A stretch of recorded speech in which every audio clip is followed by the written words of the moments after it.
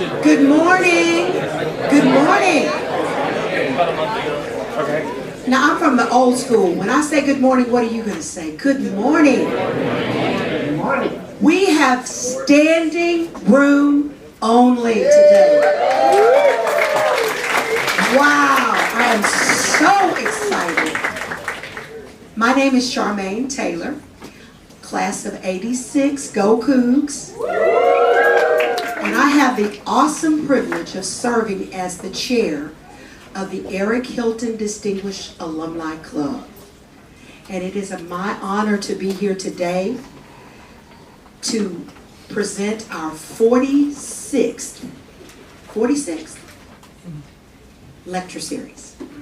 And are you in for a sweet treat, pun intended. But before we get into that, I just want to tell you real quickly a tiny bit about Eric's Club and what we're all about. And I want to introduce you to a couple of new people. We also are blessed today and privileged to have Dr. Clinton Rapole, our founder. Would you please wave to the crowd? Many of us were fortunate to study under Dr. Rapole, and he comes back every time he can to be a part of this series that he started in 1999 in this organization. We're grateful to him. I also want to ask, we have Eric's Club members are from all over the world, and some are also joining us on Zoom today that weren't able to be here in person. And it looks like that we have 3 full rows of Eric's Club members here to hear our next speaker. So we're really excited about that. But to be a member of Eric's Club, you must have attended the Conrad Hilton College of Global Hospitality Leadership and graduated.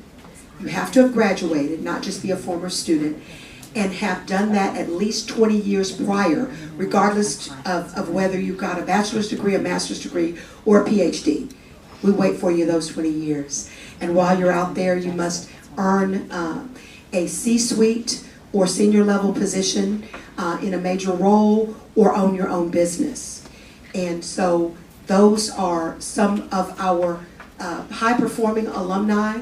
But what I love about Eric's Club is you are invited to be a member not because you have just been successful, but because you are committed to student success. We are simply here for you. That's our whole purpose for being here. Everything that we do, every check that is written, every hour that is spent. Many of you have heard us in your classrooms even this week. That's what we're here for. We're here for you because we want you to be able to succeed. And so if it would be my honor to please have stand along with me. First, all of the officers of Eric's Club, our Vice Chair, Marcia Hindler, our Secretary, Jeff Haney, our Treasurer, Robert Threlkiel. Our immediate past chair is flying in from France and will join us this afternoon. Charles Dorn is our immediate past chair. Other board members, Lily Ng, Bob Cowan, Dave, I'm calling you just Dave all the time. Dave Smalley, also please stand. And then all of the rest of our members. We all work together as a team to serve you and students.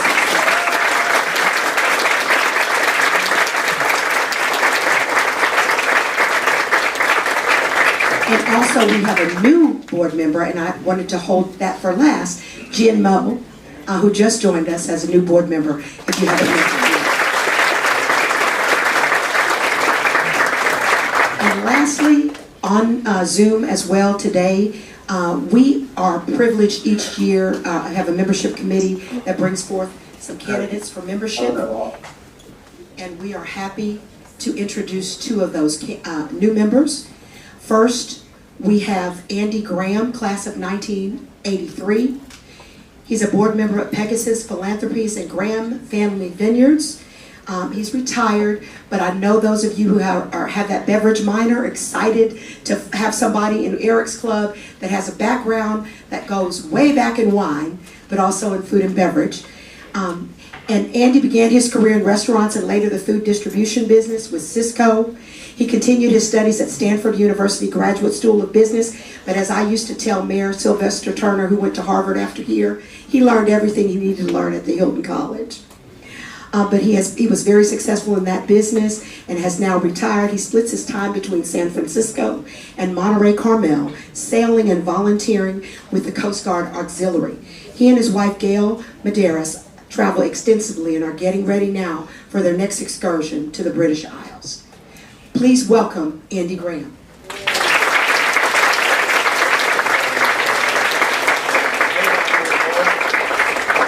I graduated.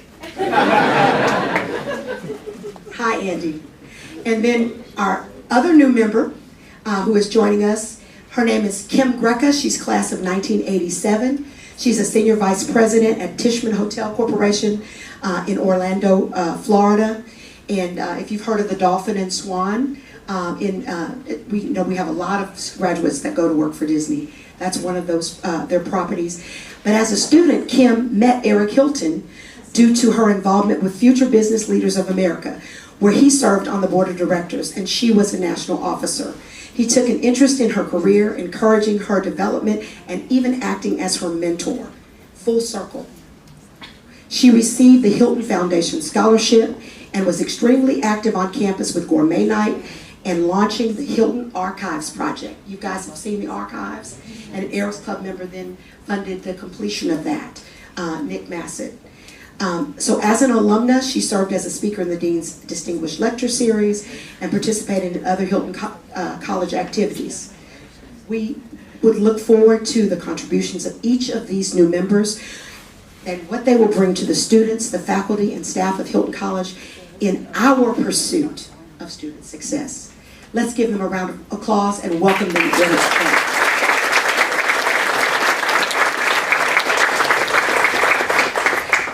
And now I'm going to turn over the mic to the man that we all support, who also supports us, who has made this program what it is today, Dean Dennis Reynolds.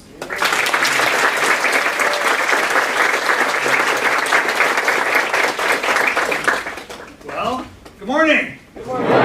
Did everybody get the free vanilla? Yes. Okay, that's a sign of a really great keynote speaker, right? Great samples. So well done. So before Brad starts, and not to be embarrassing, but I have three things that you may touch on. Well, I know you touch on one of them. So first, Brad married up severely. Yeah. So his wife Claudia is here with us today. Second thing that nobody knows is Brad is a magician.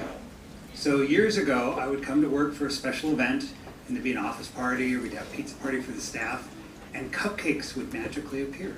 And I'd never get an invoice, and I never knew where they were from. And then when we met, I'm like, okay, I put it together now. Now I understand.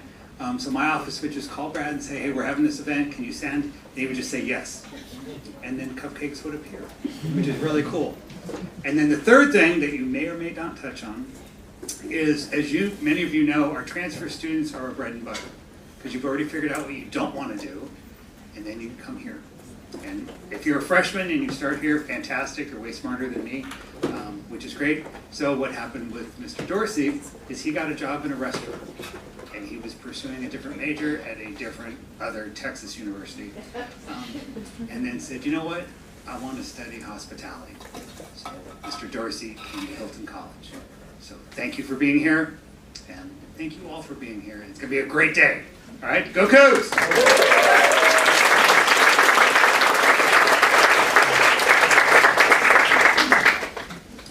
And for those of you who attended this lecture series before, you know, typically we have the last speaker introduce the next speaker.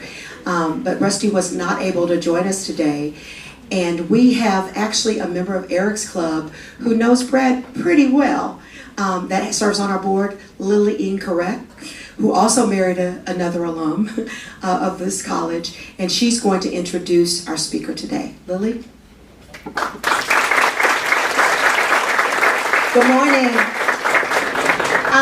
So recently, Brad and I chatted, and we just realized that we've actually known each other for more than 30 years.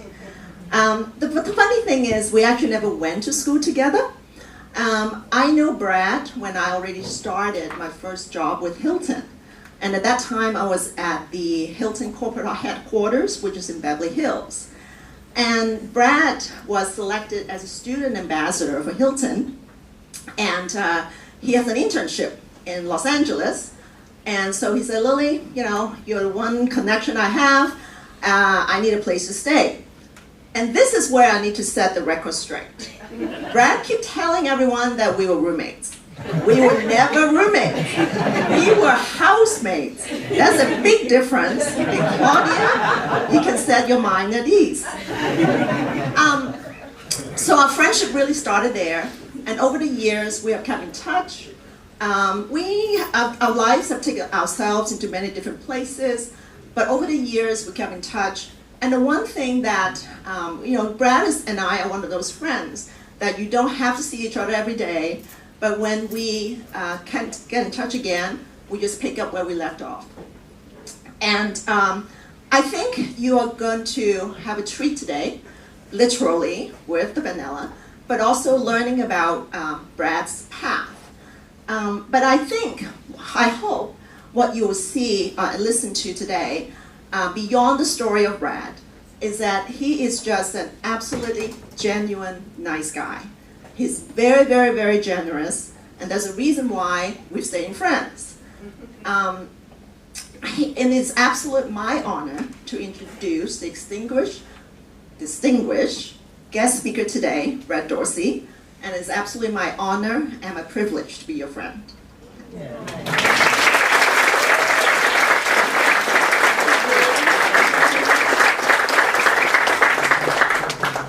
Is this working okay? Thank you, Lily. I think we've got a great turnout today because a lot of you are probably expecting cupcakes. And, I was told that we couldn't have little sprinkles in the carpet, so we brought you some vanilla instead, so hope you enjoy that. Before I get started, I actually would like to get something off my chest and apologize to Lily because, 35 years ago, we were housemates, and the way I repaid her for finding me housing, it's so hard to find housing just for summer in Los Angeles. And the way I repaid her was I invited all my rowdy friends to come visit, and they completely terrorized the household that summer. I think there was even a time where these friends of mine wanted to scare me when I was in the shower, and I wasn't even at home, so it was a little bit awkward. Anyways, the point is, students, I hope you're making friends here, and those friends you make here in college could be friends for life, and then some of those friends could even be your wife, so it's a special time for you. So good morning. My name is Brad Dorsey, class of 91. It's an honor to speak in front of fellow Eric's Club members, the alumni, and also the faculty here. They both represent some of the best in the business. But I think you'll see, the more you learn about Eric's Club, it's really all about the students. And that's why I'm so excited to be here today, and excited to talk to you. It's also exciting to see that this school is growing, not just this college, but this entire university. And when we pulled up yesterday, we saw the construction, and we kind of went, oh, look at this mess. But it's progress, and it's happening all over campus.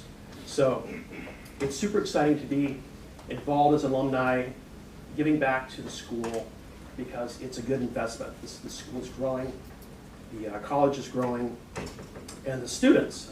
We went to Corks and Forks last night. Exceptional students. You guys are so far ahead of where I was when I was starting off in school, so we're very excited to be a part of this. This lecture series was established after I graduated, and I could have really benefited from a lecture series like Eric's Club. I was somewhat like you guys. I was completely green, wonder where I should go with my career, and having a mentor or someone to talk to could have been very, very helpful back in my time in 1990.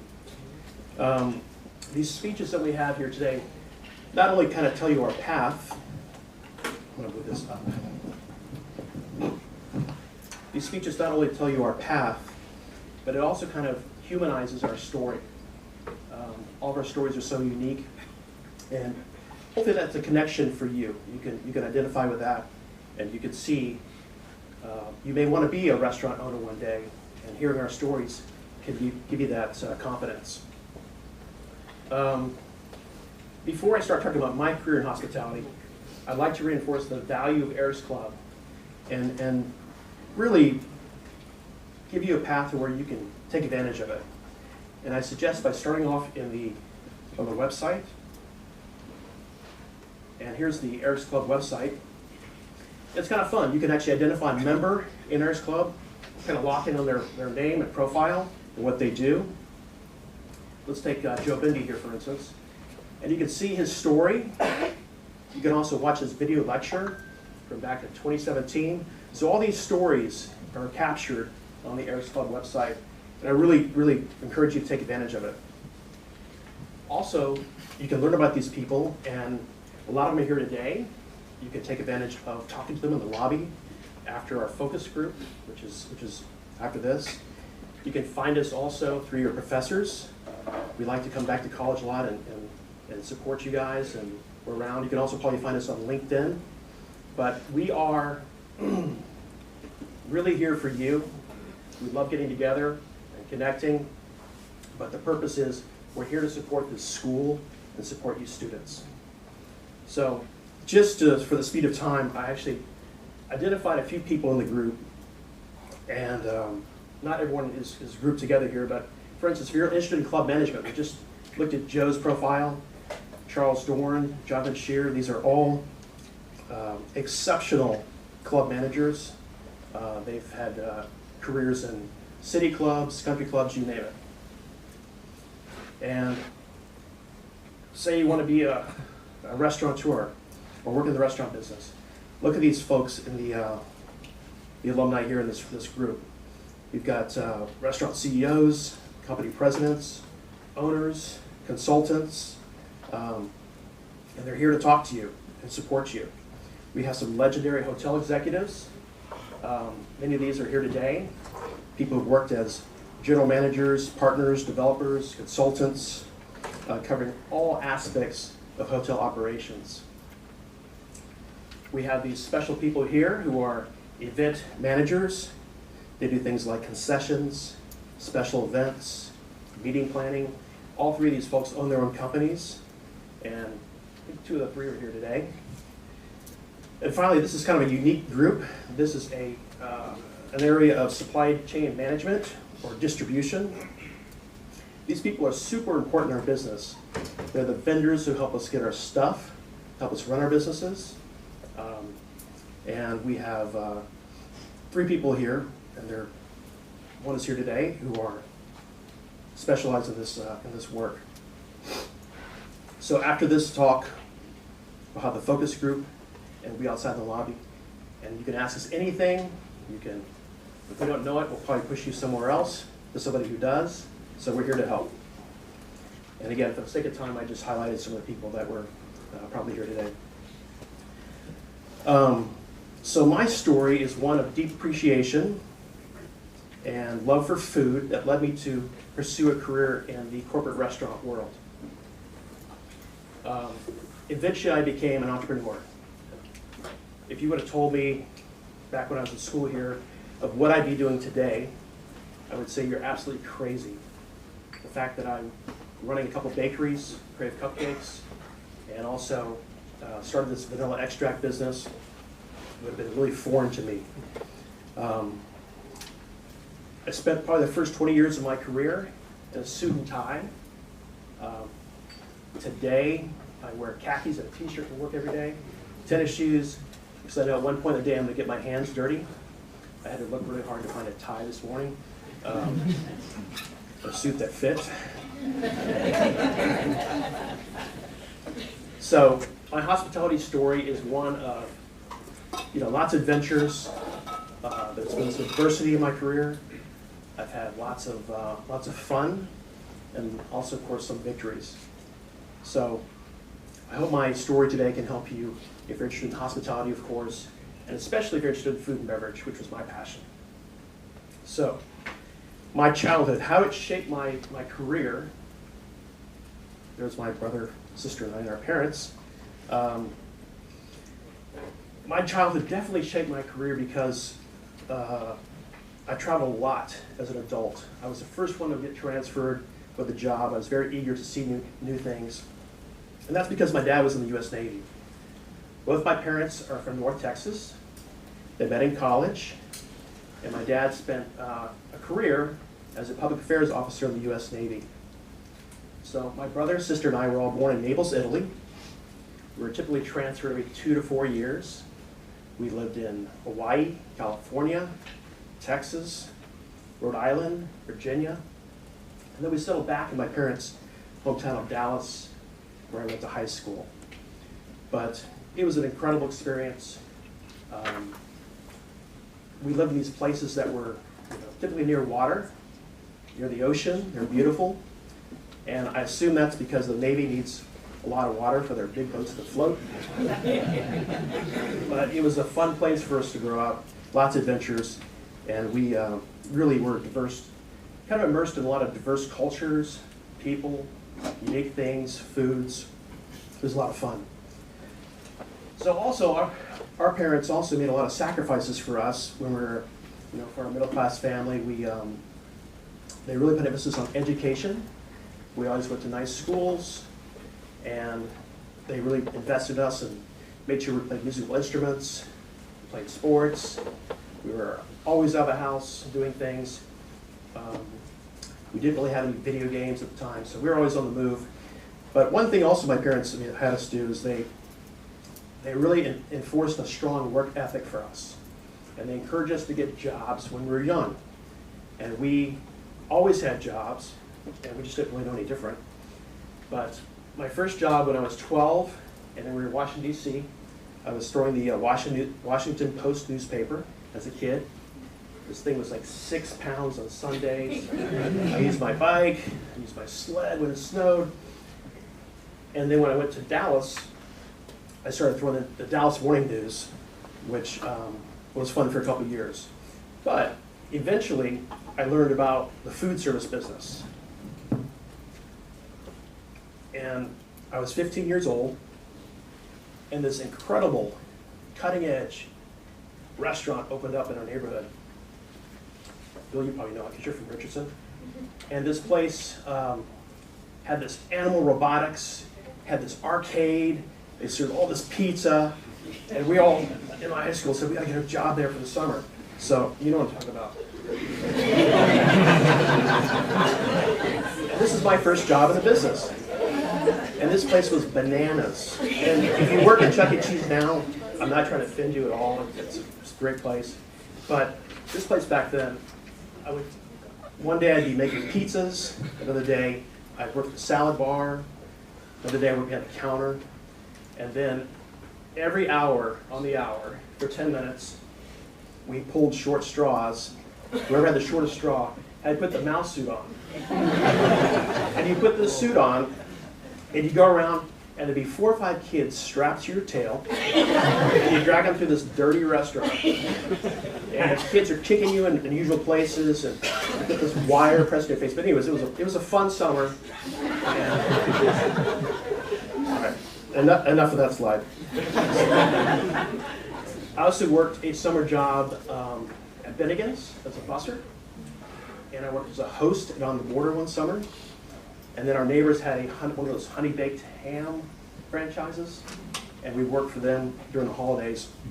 And what we do, my brother and I, we take a ham, we put it on the spiral slicer and slice it, and my brother would dump the sugar while I had a blowtorch. And that's how we did it. And then we just rewrap that thing and mark it up $3, and they'd sell it. But we always were working with food for some reason. I don't think that's legal today, what we were doing. But I appreciate my parents. I saw my mom was actually watching, for the hard work ethic that they really reinforced with us, what they invested in us. And my dad passed away about 25 years ago, but my mother is still a huge mentor to me. When we started having these jobs in high school and also started driving, my mom went back to college, and she started working in the banking business and slowly moved her way up until she actually opened her own bank with 2 partners as an entrepreneur, and which blew us away. They were just like, you're doing what? She eventually sold that business, retired, but I still consult her all the time on advice and support. So, college. So when I finished high school, I went to J.J. Pierce High School in Richardson, Texas. My parents said, hey, go to college, get a degree, get a job, you have a bright future. I knew I wanted to go to college, but I really had no idea where I wanted to go. So I actually spent the first half of my college career at Texas A&M. I saw somebody make a funny face over there. And Texas A&M was, of course, a great school for a lot of reasons, but it really wasn't for me. And when I went to Texas A&M, I made great friends there, and I was really, really good at my social life. But I was not a very good student. I just never found my thing. I couldn't get my groove. And I was home one summer, and after being at A&M for a couple of years, and I got this job at this restaurant called Houston's. So I was a server at Houston's one summer, and I'd never worked with food and restaurant managers that were so talented and so dynamic. And I was kind of sharing my story. I don't know about A&M. It's kind of a cattle field up there. I'm looking for something different. And one of my managers, who through my career I've kept up with, really encouraged me to go into restaurant management. And I said, that sounds pretty cool. And how do I do that? So I hunted around hospitality schools. I found this school in Houston, just down the street from Dallas, and I checked it out. So when I came here, the school had just recently added on 100,000 square feet of meeting space, classroom space. It was a really big deal. I think it was 1989.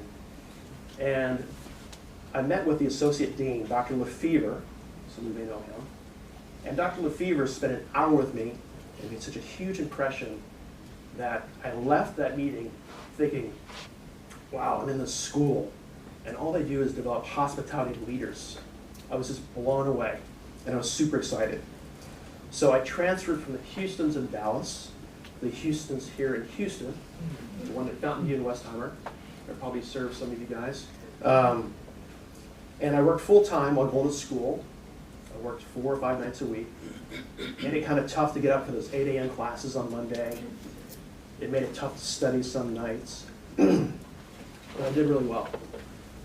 I found something that I really, really wanted to do, and school was something that I excelled at, and basically I was just done wasting time. But it was a really critical time for me, and I'm so grateful for the school. So, not only was I studying and also involved in school, but I also got involved in a lot of activities here at the college. And I think even your professors will say, studying is great, school's great, but you need to be, working and also get involved. And there's a lot of activities here at U of H that are really, really great. Now, I don't know if you need to be like Mike Paday and be the mascot for 4 years, but there's a lot of things here at the Hilton College that you can get involved with. When I was here, I was heavily involved in gourmet night, par excellence.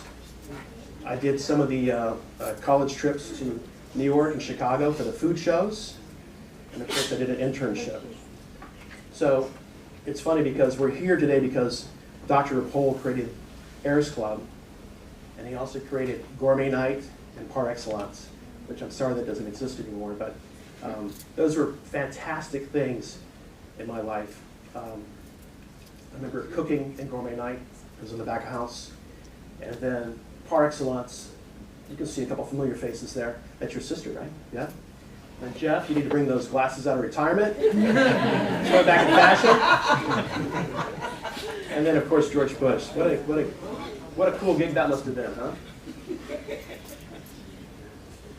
So, not only are these activities available to you, but there's also scholarship opportunities, travel abroad programs, and I'm sure you can talk to some of your professors about this. You can go on the website on the school. Dr. Dawson would be a great resource to find out what kind of resources you could have. But one thing I did was I did do the internship, and I worked at the Beverly Hilton one summer. I had an awesome roommate, and I was actually paid for this job. It was really cool. And I got to rotate through all these different food and beverage departments. And I was a kid from Texas. I'd been exposed to a lot of great casseroles and stuff like that. But here I am in Beverly Hills working at this amazing hotel.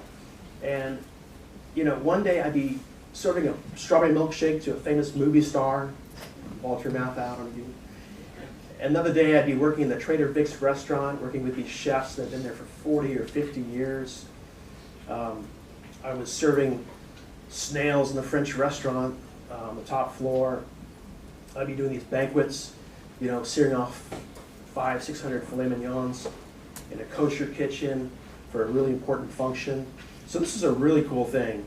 And it really took me out of my comfort zone and made me a much, much stronger food and beverage professional. So my college experience was one of two chapters. It was Texas A&M, and then here at U of H. And also when I came from Texas A&M to school here, I had this big chip on my shoulder because I was eager to find success, and really, really owe a lot of credit to the school. I also love the city.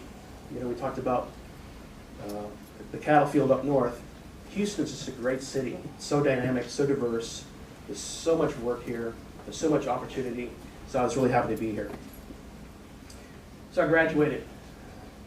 And upon graduation, I decided I didn't want to work for hotels. I really wanted to work in the restaurant business. And probably that internship helped me decide what I wanted to do.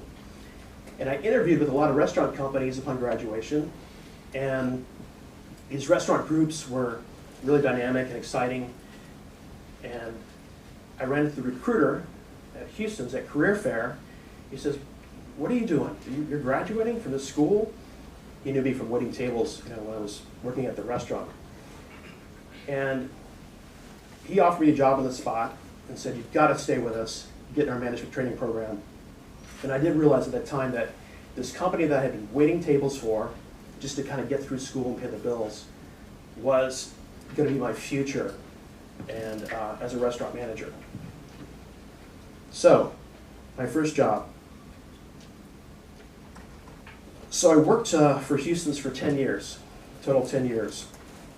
And Houston's restaurants, back in the day, was really, really an innovator. It was an exciting place to be. It was very, very busy. The founder of Houston's, George Beal, was a legendary restaurateur.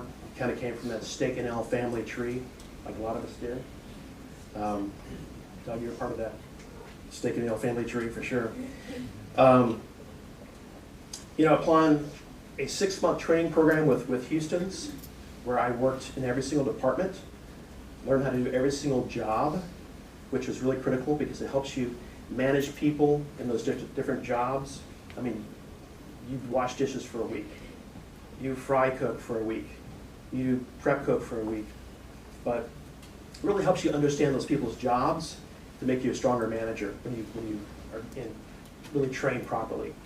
I also found out later that you're the young person, and then when those person's calling sick, they throw you in there and you kind of have to fill in those roles. But it was a lot of fun. So like most restaurants, you typically work 5 or 6 days a week. You also get some area responsibility on the side. So you are basically start off by managing, say, an operating supplies or work group.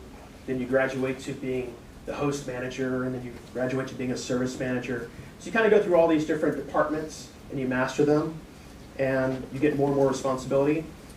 At that time, I was working 60-hour weeks, and I just loved it. I never thought twice about it. In fact, if someone was working 45 hours a week and were complaining, I would be like, this person's missing out. They're 15 hours short of their development.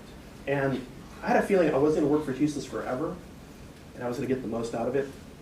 But it was a fantastic training environment for me. So eventually, after being a kitchen manager and then a senior assistant manager, I got my own store.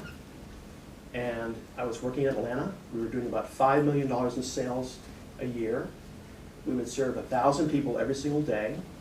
It wouldn't be unusual to be on a 2-hour wait. And it was great. It was a really, really successful business that I learned how to run. Houston's taught me how to train great people, find great people, taught me how to run a P&L, to be profitable.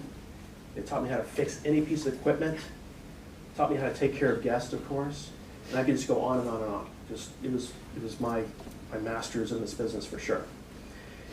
Even today, the corporate entity Hillstone, they have over 40 restaurants. By the way, Houston's changed their name to Hillstone. And they have 15 different concepts under Hillstone, and that is primarily to kind of make it not look like a chain, even though a lot of their menu items are shared between the concepts. But Hillstone is stronger than ever, and I strongly recommend it as a great place to start your career if you're interested in restaurant management. And they have an outstanding training program that will really invest in you. But I still would recommend that today. So I was a GM for Houston's, finally making good money, and I had a lot of a good thing going. It was a lot of fun. It was 1996. It was during the Olympics. I was in Atlanta, and you know, every once in a while, every 2 months, I get a phone call from a recruiter, and they say, "You're interested in come working for us? You know, your name's on the front door, your name's on the website because you're running a store." And I would get contacted quite a bit, and it was always like, "No thanks." So I get this call one day, and it is the associate dean that I visited with, Dr. Lefevre. And Dr. Lefevre at this time was at UMass, and he said, "I've got this really good friend. You need to listen to him. It's a really good opportunity." His name is Frank Guidera. Frank Guidera was the president of Restaurant Associates in New York, and he's a legend in the business. And he was hired by Wolfgang Puck to double the size of his company and make it profitable. And Frank Guidera was out there looking for operators and people who wanted to grow. Meanwhile, at Houston's, I was kind of feeling like I was doing the same thing a little bit too much every day. I was kind of getting antsy. I knew it would be a long time before I had multiple units under my responsibility. And so I decided to go work for Wolfgang Puck in California.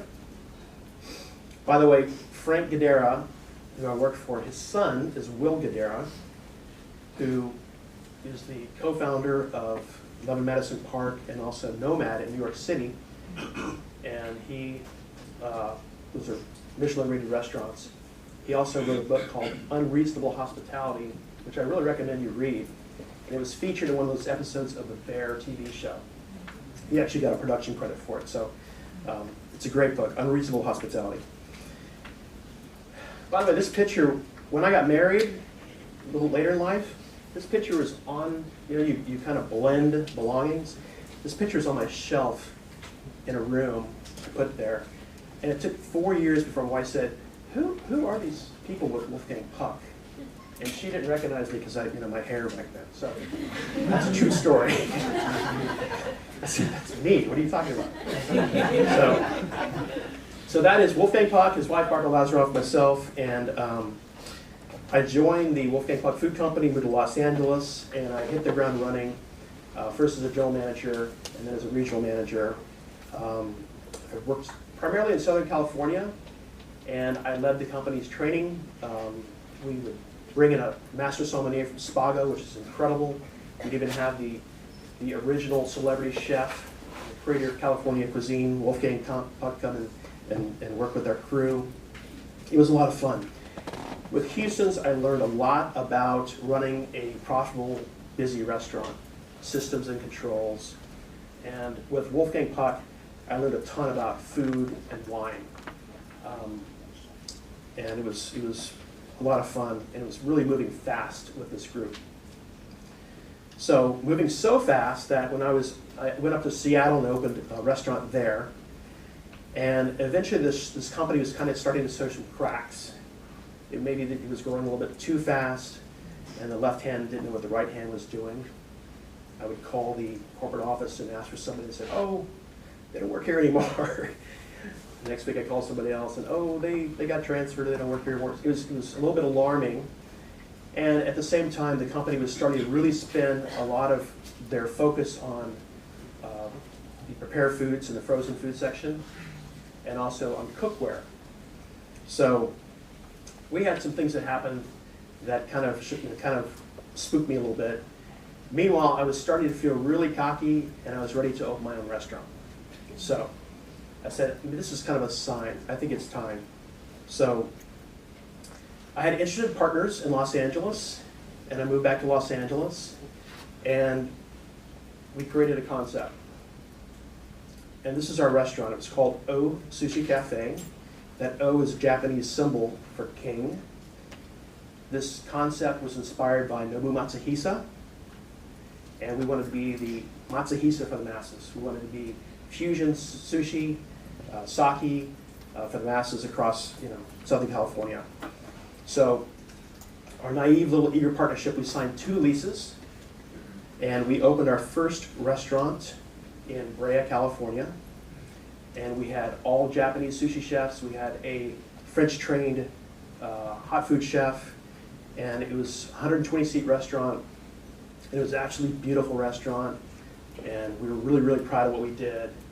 And this restaurant turned out to be a huge artistic success, but not a financial success. And it was devastating. It was first I couldn't believe I could fail.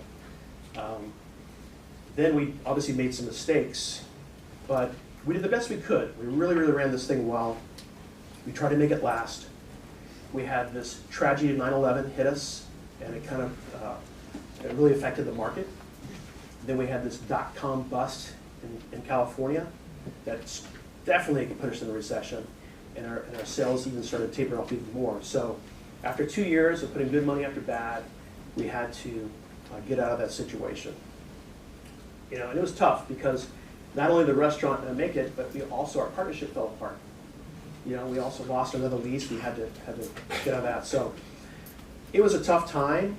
I had to dig deep, but I was still young, and I knew that if anything out of this experience, I wasn't a little bit of adversity go to waste. And just like my college experience, when I transferred and I made a comeback, I was going to treat this the same way. So this is my restaurant MBA. I'm going to put that slide behind me for a bit. But at the time that the restaurant was not doing well, a couple of my friends knew the situation. And a good friend of mine that was in San Francisco called me and said, we're going to expand our restaurant concept. We're going to open a concept open one in San Jose and also in Los Angeles. We need your help. And I said, okay. So this kind of launched me into a little bit of a consulting career for 5 years that I didn't plan on or see coming. But it was a lot of fun. It was basically I came in 6 months before they opened, helped them get staffed, punch list out the build out, train, get this thing started, and then I stayed on for 2 months to support the opening, and then I went to Los Angeles, did it again. Meanwhile, I had a couple other side gigs that I did. I was working with a nightclub, of all places.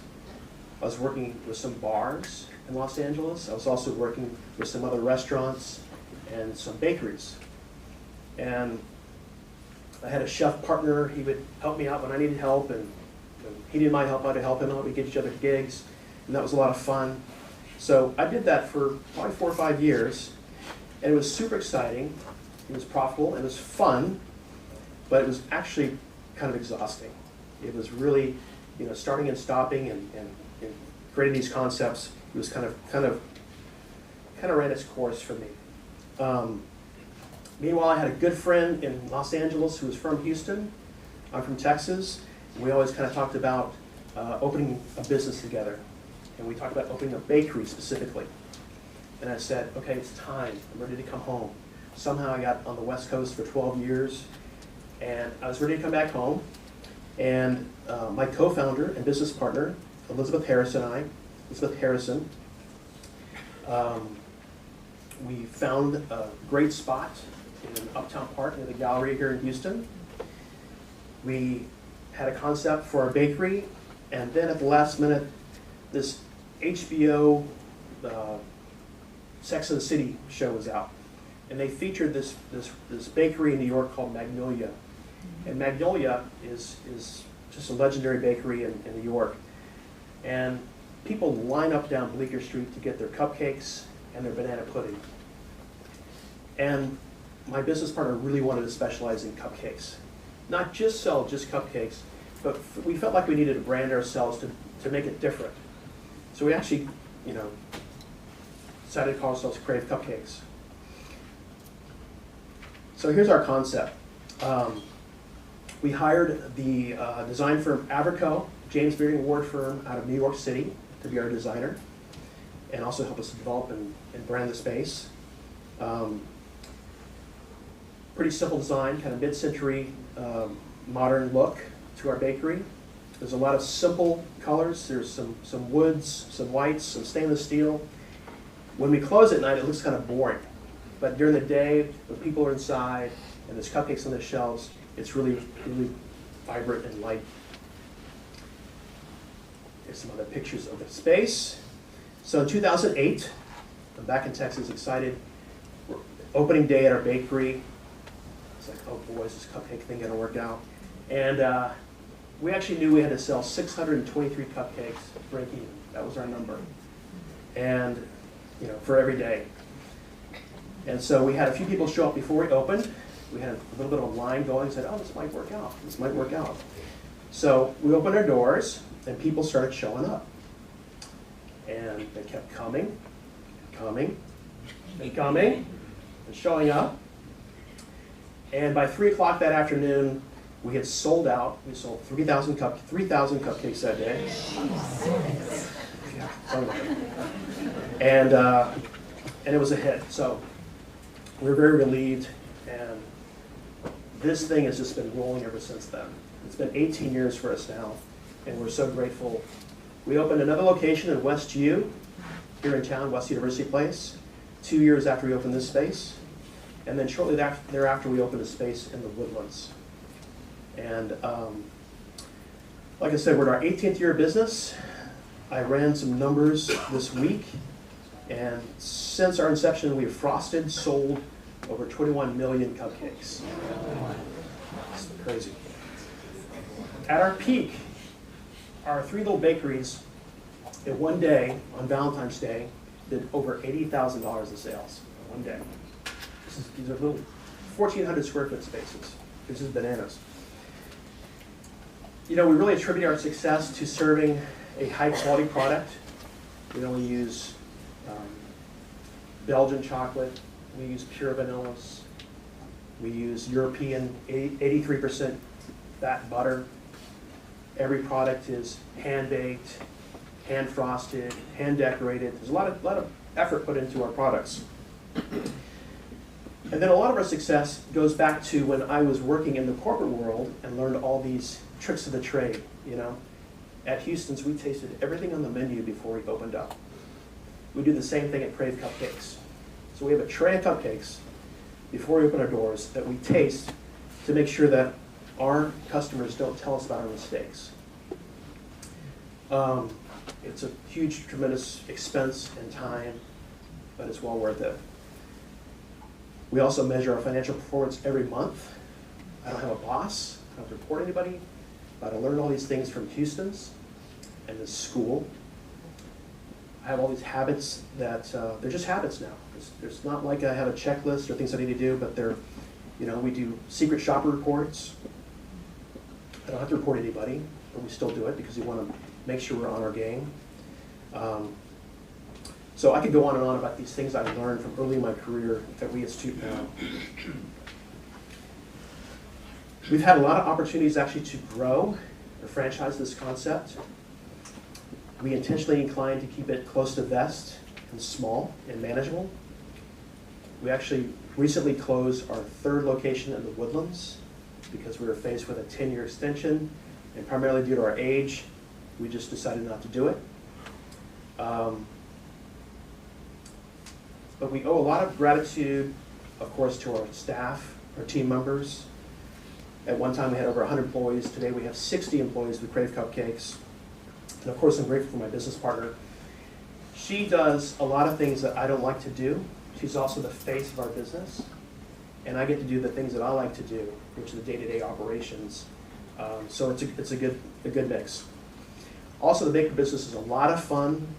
It brings instant joy to our customers, and it's provided me a lot of satisfaction.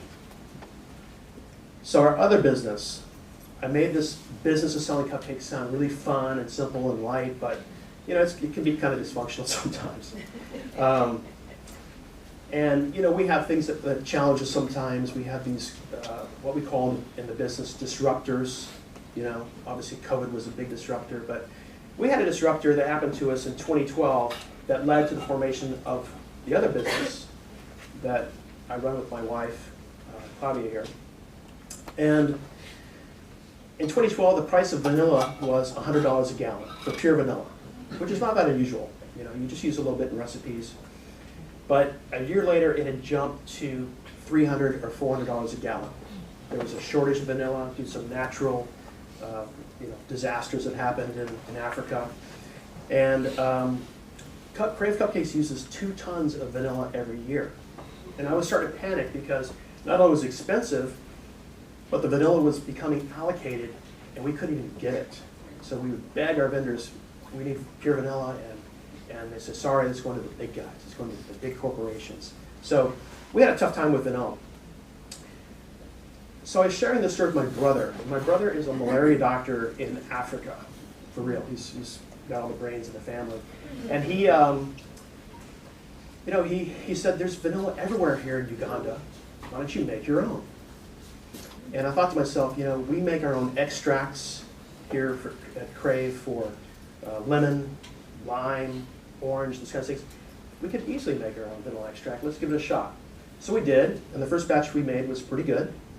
We found somebody in Uganda that we could trust, and we started bringing in vanilla and making it, just in-house. And then the second batch we got was really good. You know, we started really improving the product.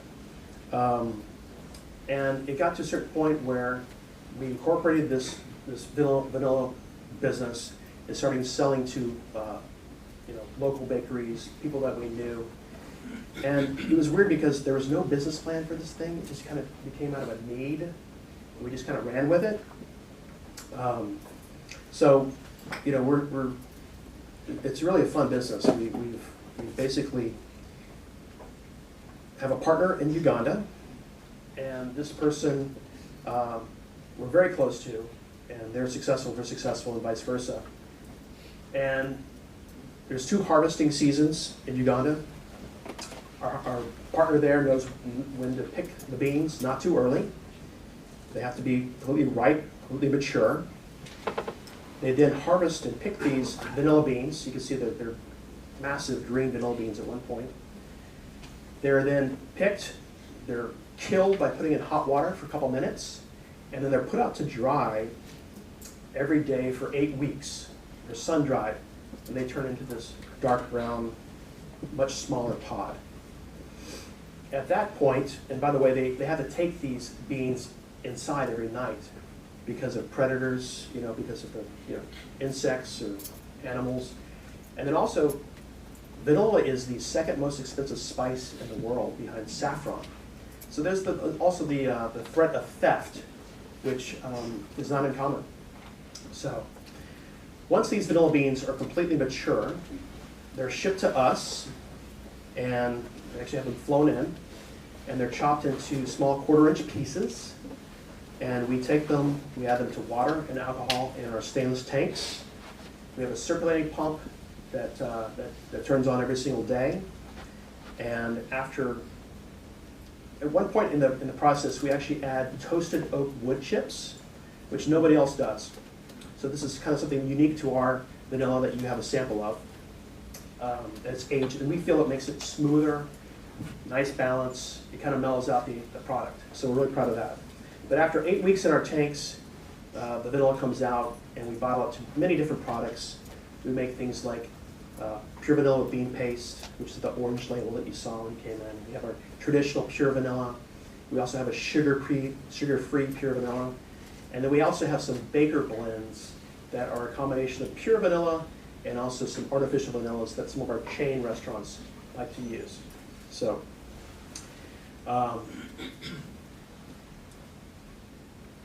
we also had a nice article that came out from the Houston Chronicle in 2021. They gave us a nice bump.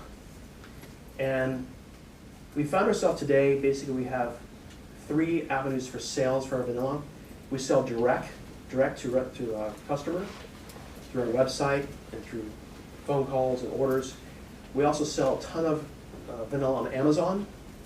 And then we also sell through a distributor that we have here in Texas. We work with a company called Chef Warehouse. So that's the 3 avenues of distribution we have for our business. So we're now in our 10th year of business. We are now certified kosher, as well as certified organic, which is super important to a lot of our customers. It takes a lot of work to get both those. And we touch a lot of home bakers through Amazon. We ship pallets of vanilla to some breweries, some big companies. We've got companies in Chicago that sell their products to Costco. But our most fun customers are the ones we work with directly, and those are our local pastry chefs. And they're a lot of fun because sometimes I'll get an order for a local restaurant, and I'll go deliver it by hand because it's just fun to see them, and they're great to work with and a lot of fun. They appreciate what we do. We've also seen double-digit growth every year. We want to continue growing this product, and it's fun. So. Probably our biggest customer that we have is Central Market. You won't find our products on the shelves, but there's 10 Central Markets in the state of Texas, and you'll find our vanilla in every single one of the desserts. And they are a true from-scratch concept where they buy beans from us and the sugar-free vanilla, but they do it the old school way. We also have a pledge to give back. We give back 1% of our sales to a foundation that fights malaria in Uganda. And this is super, super important to our pastry chef friends. It means a lot to our vendor in Uganda as well. And it's a great way for us to kind of communicate our social values to our customers by having this giving back pledge. So we're really proud to do that. Whoops. So I was trying to go back and show you the facility. So we're over off West Park here in Houston, between Gester and Fondren.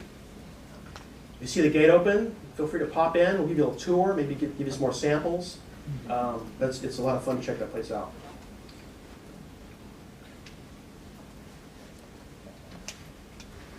So to kind of summarize my career and what I do, and give you some thoughts, some parting thoughts. Small business is not that small. So again, I never intended to be a small business owner. I just wanted to be a corporate restaurant executive. That was my dream. And as a small business owner, I've learned that there's a lot of small businesses out there. And did you know that most of the restaurants in the US are independently owned? And 70% of all restaurants are single unit operations. And finally, more than 9 out of 10 food service businesses, they have less than 50 employees. So we're everywhere, small business. It may seem like the chains dominate the marketplace, but they just do a much better job of marketing, advertising, and branding. But there's a lot of opportunity out there for small business. Also, with a small business, it can be a great return on investment. If you take your money, you want to invest in the stock market, you can make 3 to 5%, 10% on a good year. Same thing with CDs and bonds. You want to invest in real estate, it's kind of risky, but you might make 15, 20% a year in real estate. What you invest in your own small business, there's virtually no cap on your return on investment.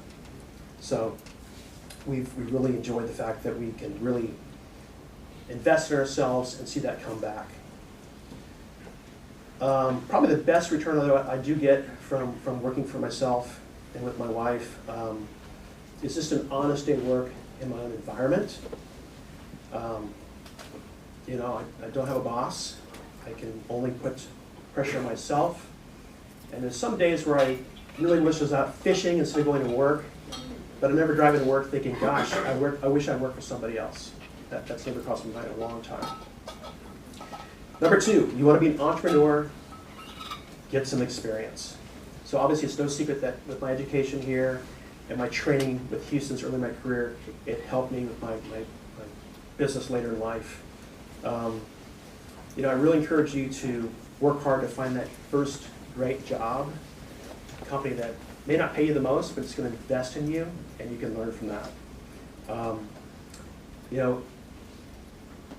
You don't have to have experience to start your own business, but if you have some experience, it gives you some significant advantages against your competition. I'm also a big fan of luck, but I'm not a real big fan of beginner's luck. So get some experience before you start your business. You can't do it alone. You've got to develop great teams. We have some people that work for us for 18 years since we first opened Crave Cupcakes. They push the extreme limits physically and mentally during the holidays. I mean, it's just crazy what we have to accomplish. And we have to take care of them. And it's things like birthday cards, flowers for Mother's Day, bigger things. Everybody gets a cash bonus for Christmas that works for us. And then with our true leaders, you've got to work really hard to inspire and motivate them and invest in them and lead by example. So we know very well that we couldn't be anything without the team that we have and people that work for us. This is a big one for me. Don't let adversity go to waste. And big picture of life, the adversity that our employees probably have makes mine seem kind of futile, but I had 2 big challenges in my life: school, and this place turned around for me. And secondly, when our restaurant didn't work out, I said, don't let that adversity go to waste. I was young, and I was ready to make a comeback. Network, connect with people, and don't burn bridges. We talked about going to school, but you have to get involved with some activities, meet some people, make some friends, join some organizations, attend events, volunteer, social media. Keep up with these people that you work with, the people that you meet in school, because they're going to help you down the road.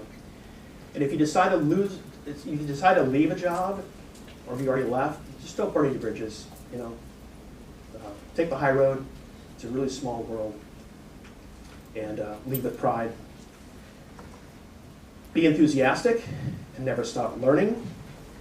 So as a business owner, you have to lead by example. Your energy and your passion are contagious, and it drives your workplace. When your employees see you, you want to make sure you say hi, goodbye to everybody who's there in the building. You want to make sure they feel valued. And as far as never stop learning, nothing lasts forever in this business. And I'm sure your professors and have told you about this business is lightning fast as far as change. You've got to keep up. You've got to keep agile and keep up. And this one, find your secret weapon. This one's kind of personal for me. So if when you're ready, and if you're lucky, you'll find somebody in your life that's your secret weapon, and mine is my wife. So, not only my wife loves me and she supports me and all that good stuff, but she really gets this business.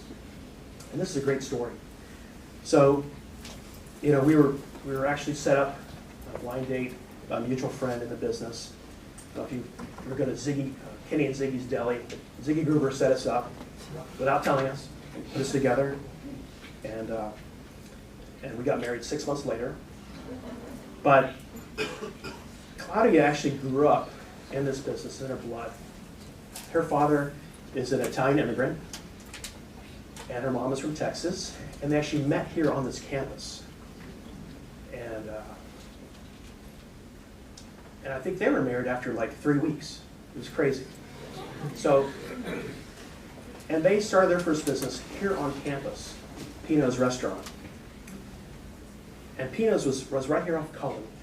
It was a little house, and they actually lived out of that house at the very beginning. It was 1960. They built that business.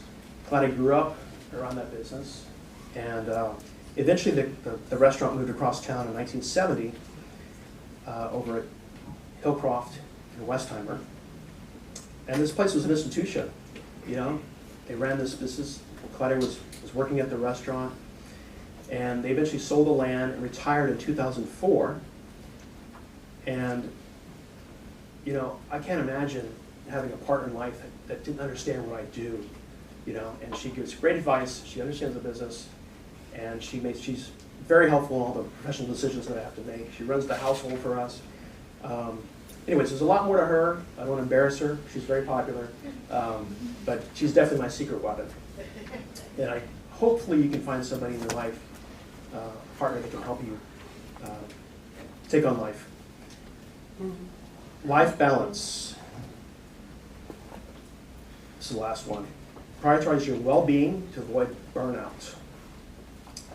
So this business can consume you. I think everyone who's spoken in this lecture series has said that. And you've got to make time for life balance. And I kind of started that later in life, you know, thanks to my wife, but really encourage you to have a hobby, spend time with friends and family. I was away for 20 years. When I moved back, I moved in a neighborhood where there are 8 members of my immediate family that I can walk to their house. So it's just bananas. So we see each other all the time. We made it for some lost time. It's been fantastic. My sister's down the street. My mom's down the street. Claudia's sister's down the street.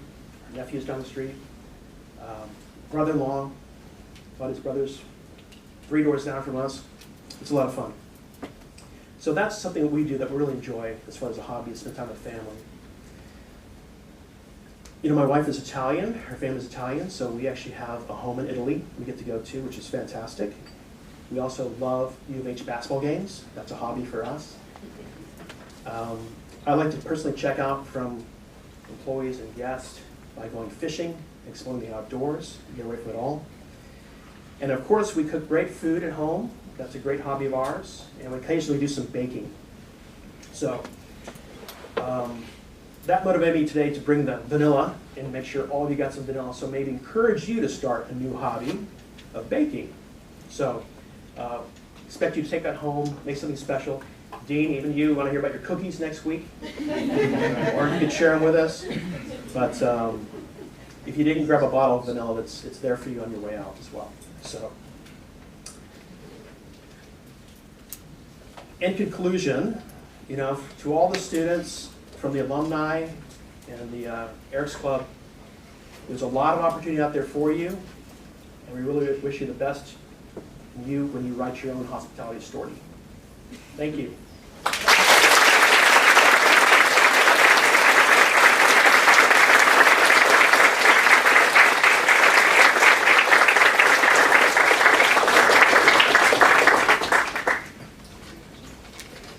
I guess ask a question. Just please be kind.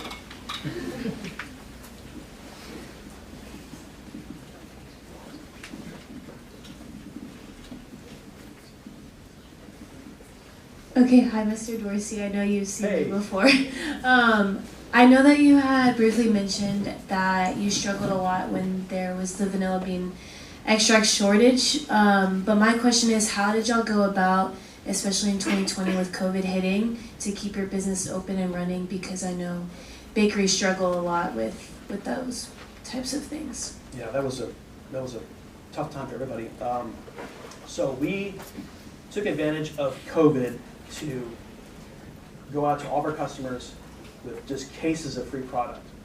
And we said, we feel you, we're going through it too, and this is our way of supporting you, and this one's on us. So that actually was a good investment for us. We did that. We created a lot of loyalty, but it was hard. You know, our sales definitely dropped, you know, on the direct-to-customer side, but at the same time, that's when our Amazon sales really took off. So we survived okay. Sam? Oh. Hi, I just wanted to ask about you were talking about how your mental being and like keeping yourself well-rounded. In the early days, how did you do that? When you were working 60 hours a week, how did you find the time to do something like going fishing? Well, there was a lot of fishing back then, but it was, I really enjoyed what I was doing. I really enjoyed working. I didn't think much about it. I was seeing a lot of cool cities. I was being transferred.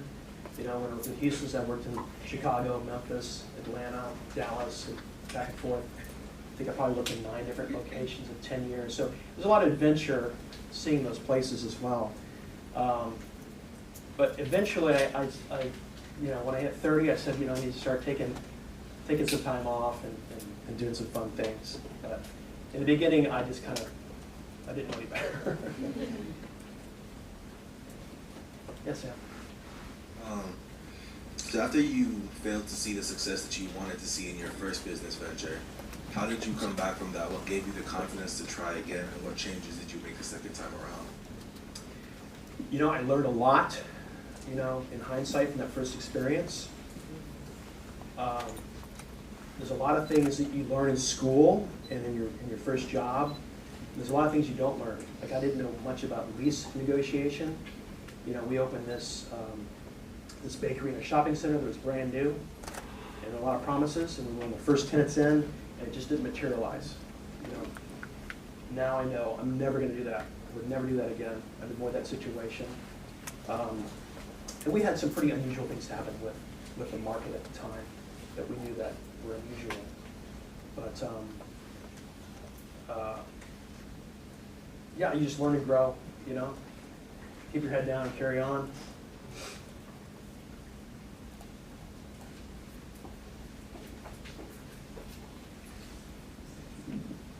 Hi, what traits do you look for in employees, or what traits do you think that we as hospitality workers should have? The hard work ethic is one. I've met some people and they say, hey, my son wants to open a restaurant. And the first question I ask them is, say, do you like to wash dishes? And I said, no, why would I want to wash dishes? And I know that person's never going to own a restaurant. So the hard work ethic is very important. Communication skills, people skills are important in this business. And when you, just by graduating from school, it's a huge, symbol to your potential employer that you can accomplish things, you can complete things, you're a doer. So I think you've got that going for you when you interview.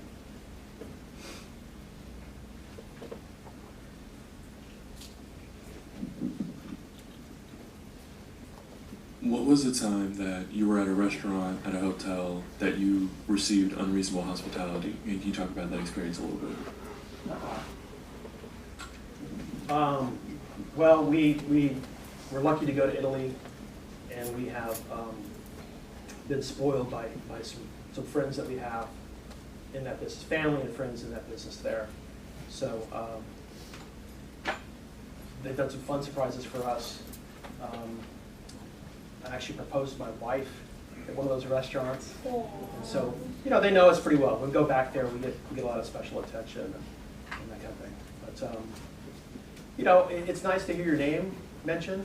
It's when you go back to a restaurant that you enjoy going to, people knowing your name. It's kind of embarrassing, but we'll go to one restaurant and they'll put my wine or her wine in front of us before we even order. It's like, wow, So those kind of little things are nice, little details, and people paying attention to you as a customer and appreciating you as a customer.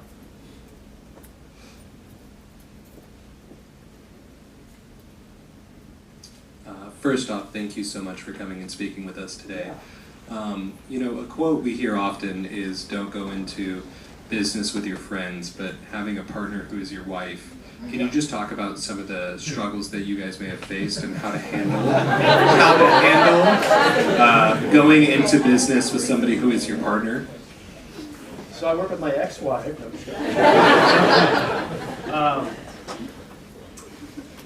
It's sometimes, we have different, we can always connect on things. We're typically on the same page, but I'm kind of a morning person, and by the time she goes down and gets her coffee, I've got 40 questions for her, and she's just like, no, just chill out, So we have to give each other space, but for the most part, it works pretty well. And we know when to turn it off. We know when to not talk about work or when to check out.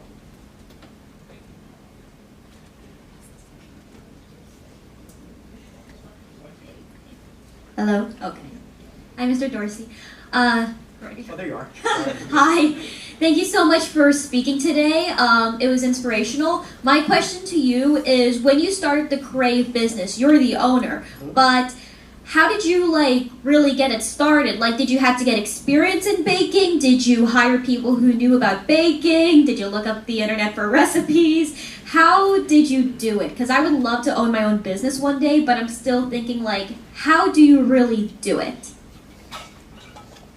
We actually, I've cooked a lot in my life. I've worked as a kitchen manager before. I have some skills in the kitchen, but baking is a specialty.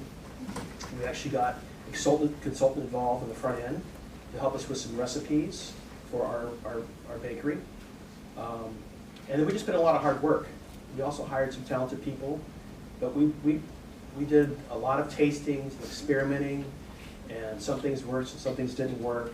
You're also going out and seeing what the competition is doing to help develop your menu and your pricing and those kind of things.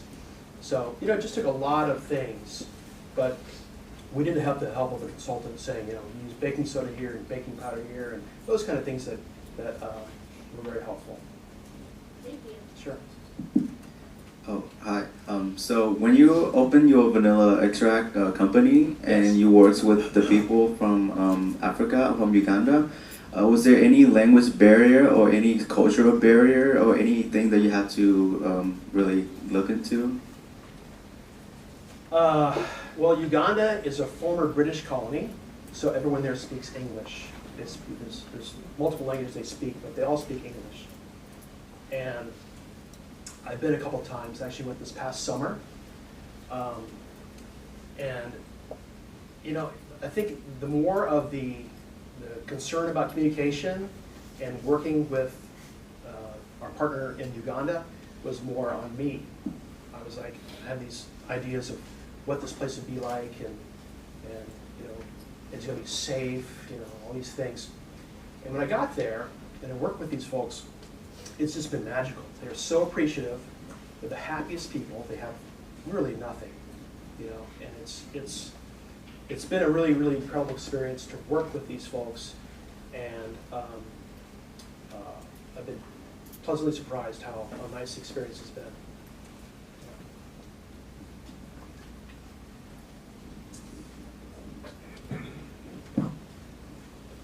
Hi. Thank you for coming to speak to us today. Yeah. I was going to ask more about sourcing the vanilla from Uganda and more of the supply chain aspect of that, and how you get the ball rolling and finding product from somewhere halfway across the world. So obviously, my brother has spent his life in Uganda as a malaria doctor, and he works out of San Francisco, and he comes and goes there now, but he used to live there. So he helped me with some contacts, people we could trust. And then I had to go there and meet these people and develop these relationships. And it started with small orders. And I said, okay, here's 10 grand. If it disappears, I never see it again. It's and then we slowly got larger and larger orders, and now we're much more than that, of course. But it took some baby steps to have a relationship. We're actually looking at going into cocoa next year, so we are developing some relationships with some cocoa farmers, and the first one we had didn't work out. So it takes some time, just like it does here, to work with vendors and relationships to make it work.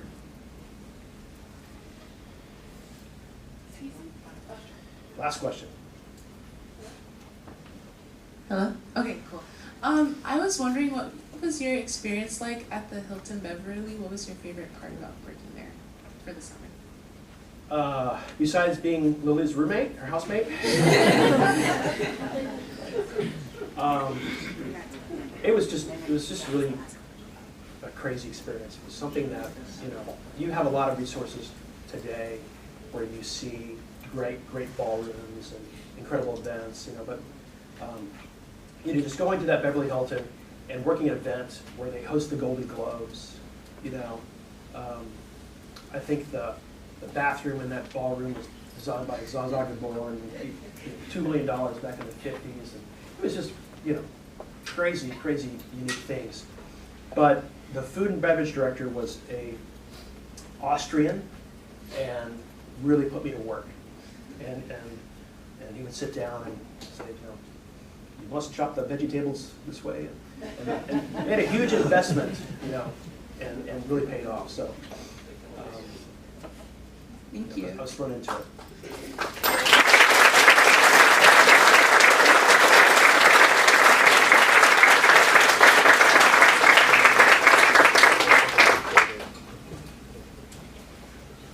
Wow. Wasn't he fabulous?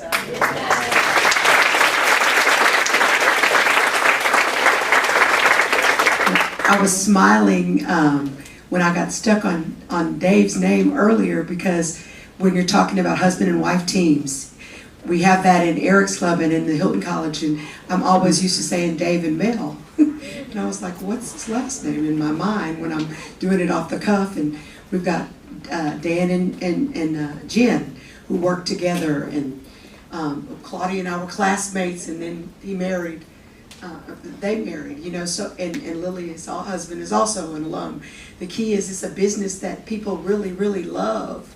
And to be able to hear your journey and how you completed that journey, but still had a chance to live life is so important. Thanks for making that point to everyone, because I think one of the other great things about Eric's Club, and like the new members that are also joining us and some of you that are coming back, is we hope you get to this place like we are, where after 20 years, that's probably one of the reasons why they look at it from that standpoint, is maybe you have some more time at that point to have experienced enough and lived enough to know what life is all about. And that's when you really have a gift to give back in your time and your talent and your treasure to the students that are coming through. And hopefully you follow that journey and can live the same wonderful life in this business in all the ways that it ebbs and flows and changes from one place to the other. So what a phenomenal story that you shared with us today, and what an awesome gift that you brought back to the students. Thank you. Speaking of awesome gifts, the other great thing, when you come into Eric's Club, you become a member, you get a pen. So we all have the pens.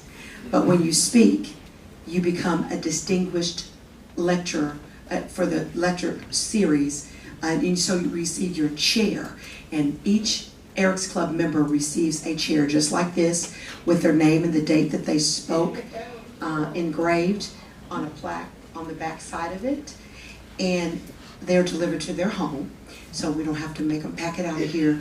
But it is our privilege to present this chair to you, Brad, today as our 46th lecturer in the Distinguished Lecturer Chair Series.